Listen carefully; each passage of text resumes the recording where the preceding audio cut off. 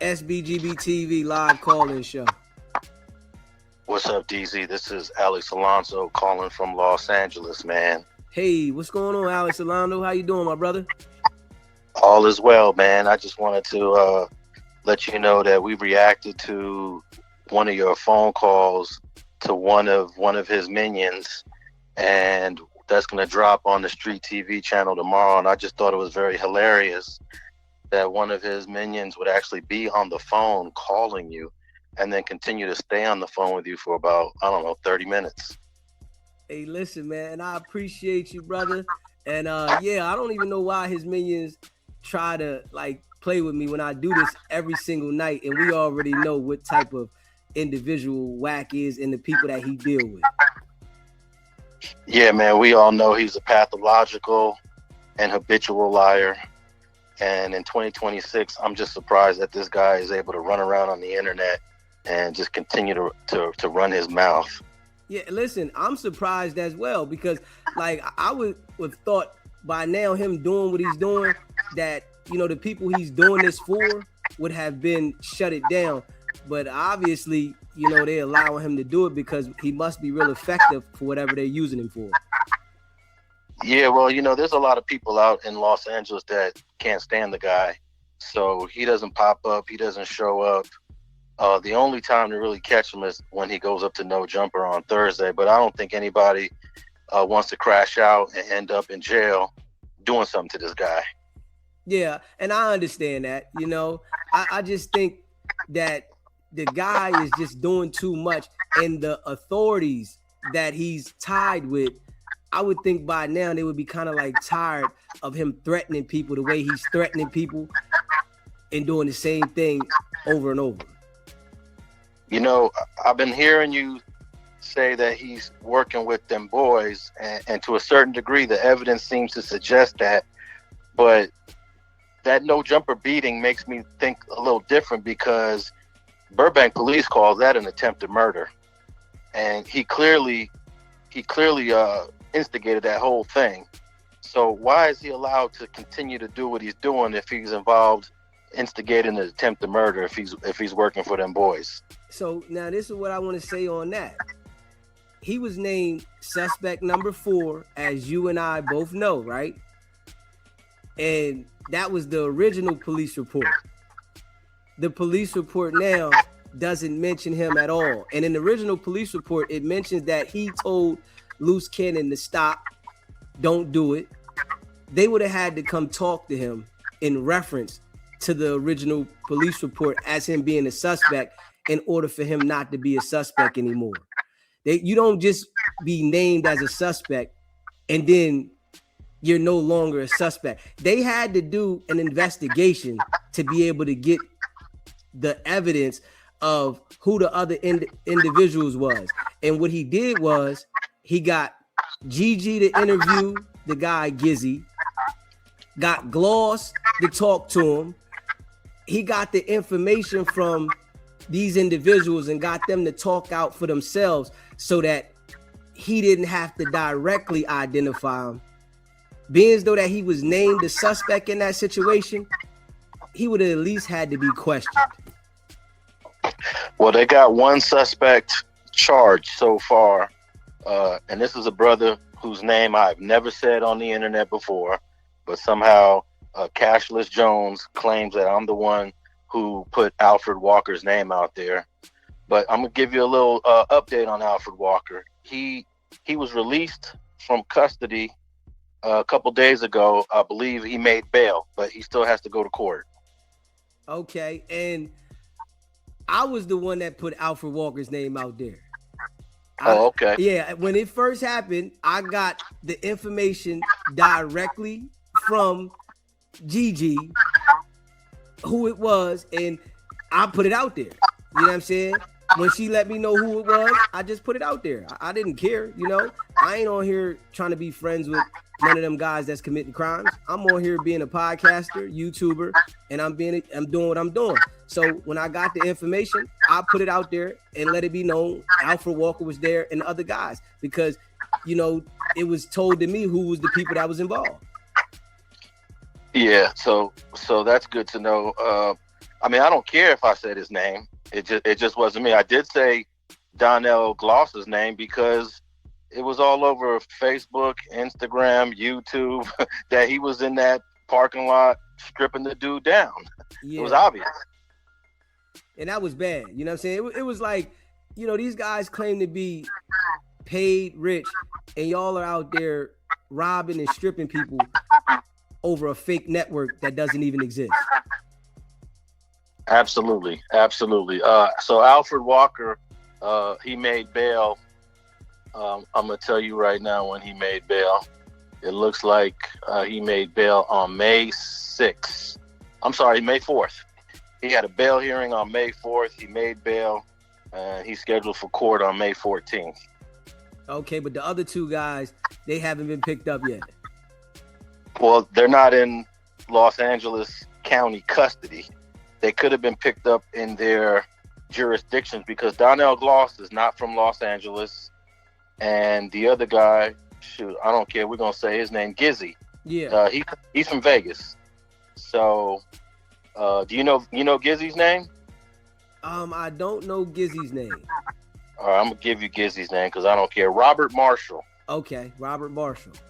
Now, if you go to the Nevada Department of Corrections and you type in Robert Marshall's name, and I'm surprised that Nevada prisons do this, they give you their mugshots and their whole prison record. They don't do that in California. You can look up a person in the California prison, but they're not going to give you their mugshot and they're not going to tell you all their charges. But you go to Vegas or Nevada and look up Robert Marshall, you'll see all his past convictions. Okay. You might want to continue with that on the show after I hang up. I think it's quite interesting, and you do a good job at breaking it down. Okay, Robert Marshall, and then where you say to look it up at? Nevada Department of Corrections. Okay. Yeah. All right, man. You keep doing your thing, DEEZY. You keep your foot on their neck, and we over here watching all the time. Listen, I appreciate you, my brother. We ain't stopping, and I can see that the volume has changed of how people view this guy, and we ain't stopping at all.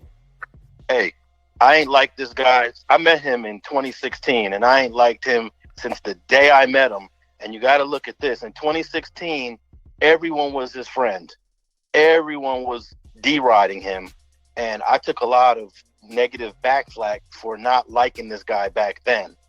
And it's just interesting now that all these guys that was telling me how cool he is, none of them rock with him today. They all see now the real person that he is. Man, I saw how fake he was the day I met him in 2016. This was 10 years ago.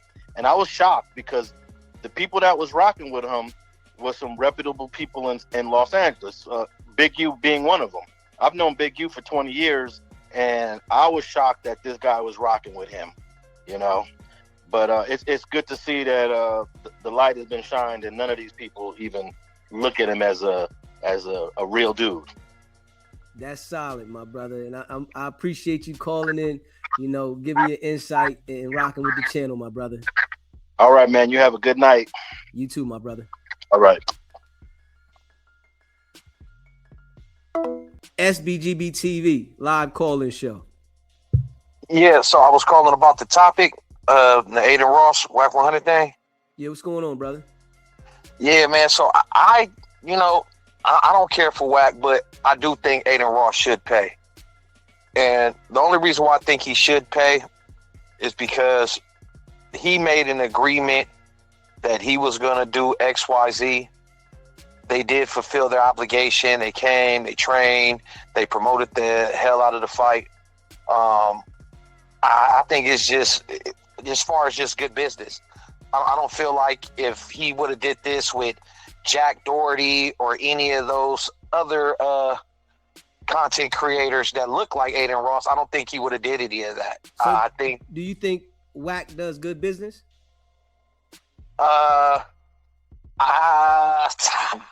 We need to be honest here. I just need honesty. It's a yes or no. We don't need no explanation yet. We just need a yes or no. Do you think he does good business? No. All right, then. So now think about this, right? Do you think there's people out there that he owe money to that he ain't paid? Oh, for sure. All right, so you know how life works. It's the universe. When you do that shit to other people, it just come back to you when you don't expect it. So all he's doing is getting a taste of his own medicine. It ain't about who it came from. It ain't about the situation. He's that type of individual where he takes advantage of other people. So when you take advantage of other people, you're always going to receive that in return when you least expect it. And this is what happens. And it's a public matter where he was so cocky about this shit, right? Saying, he did this, he got Adin to pay this, that, and the third. And you went out there and ran a smear campaign on this nigga. The same shit he do to anybody. But you ran it on somebody that you need, that you trying to get the bag from. You know what I'm saying? And if he would have ran a smear campaign on you, right, you wouldn't have paid the nigga either. Nah. So, you know, I understand when you say you think he should get paid, but when you sit back and look at it, put yourself in the shoes. If that nigga run a smear campaign on anybody and you got the bag and you got to pay him, you're going to sit back like, hold on, nigga, who you think you talking to? You sitting there trying to disrespect me and you need me for the money. And you think that by you disrespecting me, you going to do like a light extortion.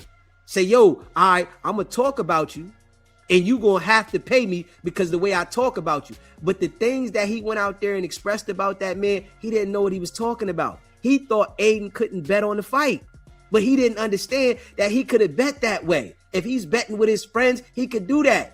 He's not betting through the system that the fight is running through. So he don't understand certain things, but he get on the internet and he be talking to the people on Clubhouse because they don't understand. But all he did was play himself. So honestly, he got what he deserved, bro. The shit that he been putting out, it's plenty of niggas that nigga fuck over and then go on Clubhouse and talk negative about him. And then they don't got a voice to speak. He go to Adam, he go to Vlad, he go to academics and straight assassinate their character because they don't got a voice. And then he cocky about it. And this is how the universe works. No, for sure. You know what? I think I feel more for Blueface more than anything because I feel like Blueface, in my experience of being around him, does do good business. I haven't seen him not fulfill any obligations of doing anything that he's agreed to do. So yeah, I think I really feel for Blueface because Blueface at the end of the day was who everybody came to see. It wasn't about Wack. So now listen to this, right? All right, so you say you feel for Blueface, right? Now, Wack and Blueface is a team, right? I wouldn't call them a team. Knowing them both personally, I wouldn't call them a team. So you wouldn't say that they a team when that's his manager and you know they rocking with each other? Hey, I'm being honest. That's his manager, but not a team. No. Okay. Blueface does what he wants, for real. All right, so you know a little something more on the inside, understandable. But you think about this, right? If your manager is your representation, right? You fall under him. Blueface got to get from up under that manager. Because I'm going to tell you like this. If Blueface would have came home and been with French Montana, if he would have came home and been with Birdman, if he would have came home and been with anybody that's about business, Blueface would have been lit right now in the music industry. But because he's attached himself to Wicked100, the music industry don't rock with that boy like that because you see how he's doing the tactics with Adin Ross. That's the shit he do in the music business.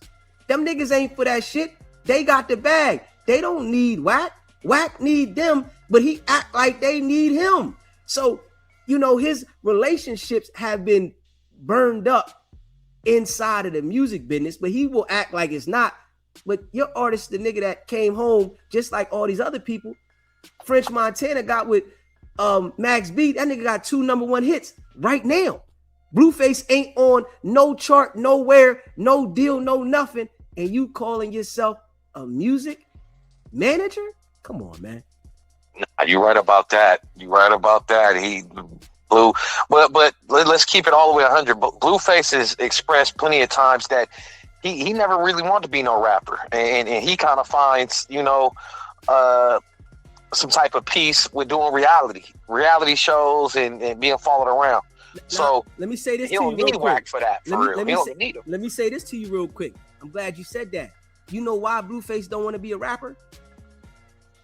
I'm gonna let you answer it, then I'm gonna answer what I think. Why do you think Blueface don't want to be a rapper? I don't think he feels like he makes music that's timeless type music. I feel like he don't believe that, you know, what he creates is something that he wants to just continue putting all this time and effort in when he could easily just get it back doing something else. Now listen, Blueface is out there performing now. He got a little baby tour that he got, right? And he's performing right now. You understand that when Blueface making them songs that get put out through whatever distribution company they get put out, Wack get a major percentage because Wack is his manager and he's the label. So Blueface ain't getting that bag like some of these other artists. So of course, if I'm making music and I'm putting it out and the bag ain't adding up, damn right I don't want to do that shit. But if Blueface had more control and was getting more paper, damn right he would do it. But he don't want to do it like that because Wack is getting more money off the shit than he is. Damn, I never thought about it like that. Just keeping it real. I wouldn't want to do it either. Anybody that comes to understand it, finesse 2 times. That's why he don't want to rap. He don't want to put nothing out.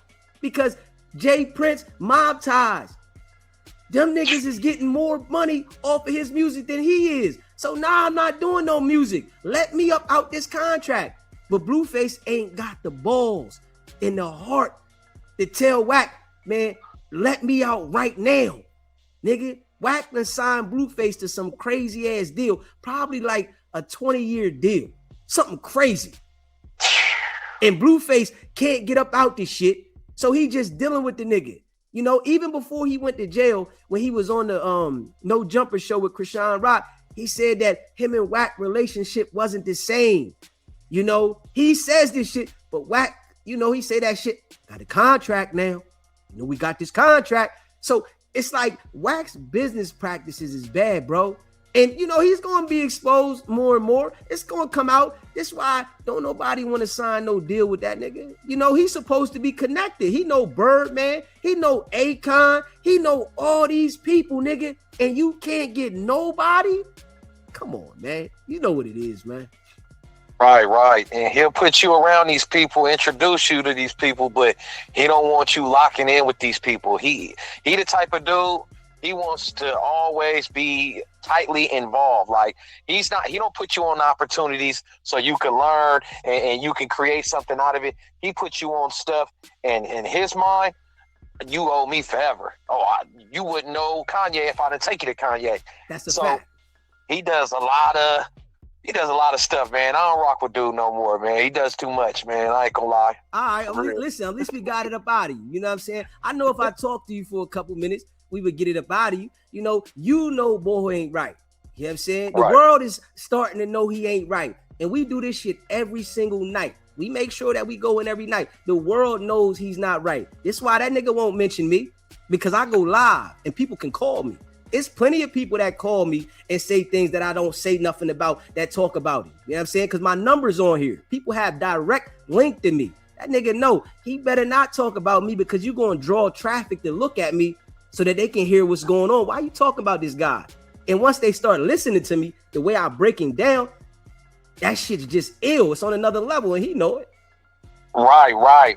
See, but his thing is when he's around people in real life, he knows how, like, he's like a different person. Like, it's all smiles and it's chill and this, that, and the third.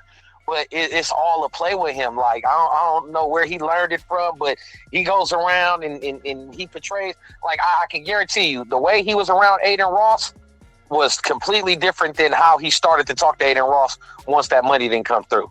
I bet he was smiling, man, we brothers, we friends. He probably ain't even knew dude that long. You know what I'm saying? So, yeah, man, that shit is running up, man, and that whole boogeyman stigma, that shit going away. It's people coming to No Jumper that he beef with, and he know what day they gonna be there. They know what day he gonna be there. nothing happens, no crash out. I'm like, oh man, people starting to like I tell people he wasn't gonna hit that Moose dude. Moose wasn't gonna get hit. If Moose would have just stood there, like, man, whatever. It put like this: if he would have touched Moose, what Moose would have did? Sued him, right? Yeah. Wack wasn't going for none of that. Yeah, that shit is crazy, man. Yeah, definitely. He's exposed himself, and we're gonna continue doing it. We do this shit every single night. We want to make sure, and I've been telling people this shit's not gonna happen overnight. I have to do this shit continuously, like the song on the radio, for this shit to stick. And it's more and more people having the courage to say something about him. It's more people doing content about him, and it's more people that have opened up their eyes to see that this guy is not who he says he is. He's portraying to be something, with this image. And like you said, because I done said it many a times, when he's around people, he's all smiles and cool. And when he get away from them and he's on the phone or on the internet, he get cocky. How he did Hassan Campbell. He was up there with him and 6ix9ine. It was cool. Then he got the club out. Oh, yeah, man, dude. I told him his face. And I tell people, man, if you desperate and you low or you trying to get on, that's not the dude to lock in with. Because that's who he feed off of. Like he beat you when you don't got nothing, and he brings you around these people and he make you feel like you in. And then whenever he decides whether he don't like you or you get too much attention or the women are just super on you, then he like, oh, you know what, it's over with. Then he start, all right, now I'm gonna switch it up on him. I tell people, if you got money and you already successful and you don't need his connections, then you could be around him and you no problems. But don't come around him wanting anything. Yeah, because he's gonna put you right in the headlock and you ain't gonna be able to get out, and then you're gonna be mad that you did this shit to yourself. Come on, how you think all those people in Clubhouse every day for all those hours operating those rooms? They want something, and he knows that. He knows, like, man, they want something from me. They're not here because they just rock with me or because I'm a celebrity. They're here because they have a business idea, or they got a catering company, or they whether a rapper or a singer. He knows everyone around him wants something. No one is around that man for nothing. He don't got one of those personalities where that you would just hang out with. He ain't one of them type of people. You have to be trying to get something out of him. That's a fact. For real. Well, hey, man, salute, man. I appreciate you, man. I was just popping in. I appreciate you calling in, my brother. Yes, sir. Yes, sir.